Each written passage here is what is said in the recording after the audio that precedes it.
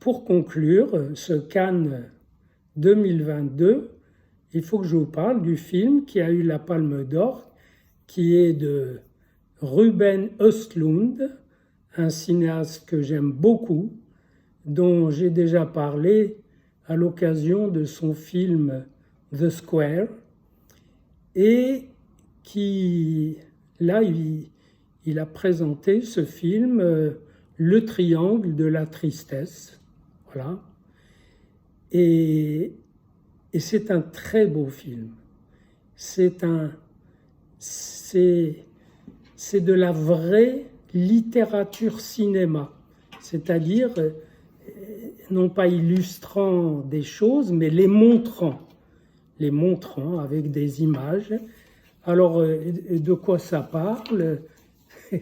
C'est difficile à dire, tellement c'est varié, mais l'impression globale que j'ai, c'est qu'il déchire le voile qui recouvre des rapports sociaux, des rapports entre hommes et femmes, des rapports d'exploitation, les rapports entre riches et pauvres. Voilà, donc une espèce de diagonale qui prend tout ça en enfilade, et c'est très fort. Et à partir d'une scène très belle où on voit le recrutement, le casting de top modèles masculins qui sont moins payés que les femmes, c'est pointé, une des rares professions. Et on sent que dans le recrutement, évidemment, on veut les formater, on leur apprend le sourire quand c'est H&M et quand c'est une grande marque, le pas de sourire, la gravité, enfin on leur apprend tous les réflexes, mais on sent que dans le recrutement, aujourd'hui, la personne qui va vous exploiter, l'entreprise, veut avoir le mieux, le maximum de vous en vous amenant à une introspection, à vraiment ressentir des choses pour que vous puissiez bien faire, comme si on recrutait des acteurs, alors qu'il ne s'agit que de marcher finalement, que de marcher. Voilà. On est d'un bout à l'autre dans la loi du marché, dans la force de l'argent. La scène suivante, et c'est d'ailleurs une scène entre le personnage, l'un des personnages, un homme jeune et sa copine, et ils dînent et il paye, ou plutôt elle dit « merci mon chat », et il paye, et il fait remarquer qu'elle se défile puisqu'elle avait promis la veille que ce serait son tour. Et c'est une discussion pénible, enfin quand on est dedans, mais très savoureuse et très percutante, où on entend un homme demander l'égalité. L'égalité, comme s'il en avait marre d'une certaine coquetterie, comme ça, et c'est un signe que notre cinéaste est vraiment toujours en biais, en travers de ce qui va de soi, pour montrer ce qui ne va pas de soi. Et en l'occurrence, montrer que dans la femme, que dans le couple, la femme est reine, et que l'homme peut par moments démasquer cette souveraineté et demander quelque chose de plus simple, qu'il n'obtiendra pas, mais peu importe. Ensuite, on est transporté dans un bateau de luxe pour personnes ultra riches, et des industriels, des entrepreneurs, etc. Et notre couple y est parce que la femme, et la jeune femme est une influenceuse, donc ils ont eu la croisière gratuitement, parce qu'elle a beaucoup de followers, et qu'elle est jolie. Et d'ailleurs, l'un des passagers dira Donc la beauté de votre femme a payé la croisière.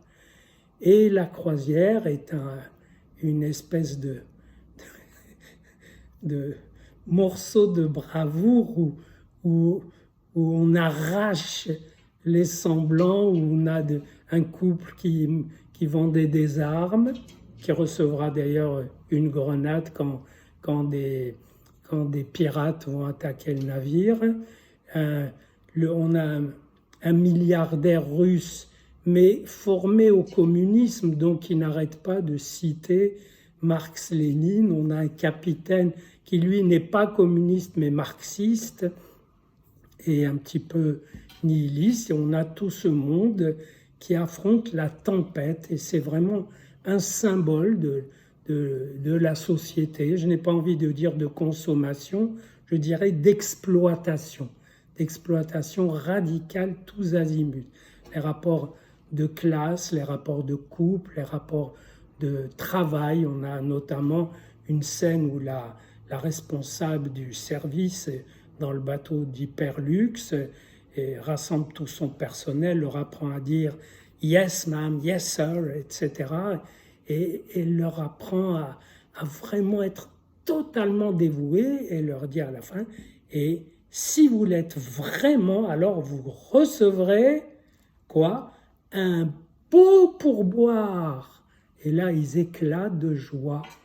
Donc, je vous dis, c'est un arrachage des semblants, et la tempête vient, et en quelque sorte, faire rendre à tout ce monde leur vérité, et on s'y ajoute également une attaque à peine esquissée, mais on voit le bateau exploser, une attaque des pirates, et ils se retrouvent sur une île. La troisième partie, c'est une île où il y a à peine une dizaine de rescapés, et là, celle qui nettoyait les WC, et elle sait pêcher, elle sait faire du feu, et elle dit c'est moi qui fais l'essentiel, donc maintenant c'est moi le commandant.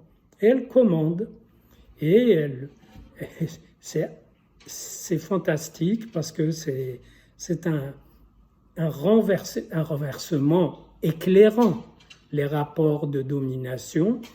Et en passant, on a évidemment le fait qu'elle confisque le beau jeune homme à la belle jeune femme. Elle le fait dormir avec elle dans une petite barque qui a réchappé du naufrage. Et on a une espèce d'impasse, puisqu'ils se croient abandonnés, ils attendent du secours qui ne vient pas, et c'est seulement la fille qui va explorer l'autre côté de l'île avec l'auxiliaire des toilettes qui s'apprête à la tuer en lui jetant une pierre par derrière, une grosse pierre à l'écraser, quand on découvre un resort, un grand complexe touristique. Et donc, ils ne sont pas si perdus que ça. Et le film se termine sur un suspense. Est-ce qu'elle l'a écrasé? Est-ce qu'elle l'a tué ou pas? Mais en tout cas, l'impasse de tous les rapports que j'ai évoqués est montré. Le film nous transmet le sentiment, la vision de l'impasse et nous défie, évidemment, de repenser un peu à l'essentiel des liens, des rapports, de la texture. C'est magnifique et c'est une œuvre à la fois désespérée, désespérante et réjouissante.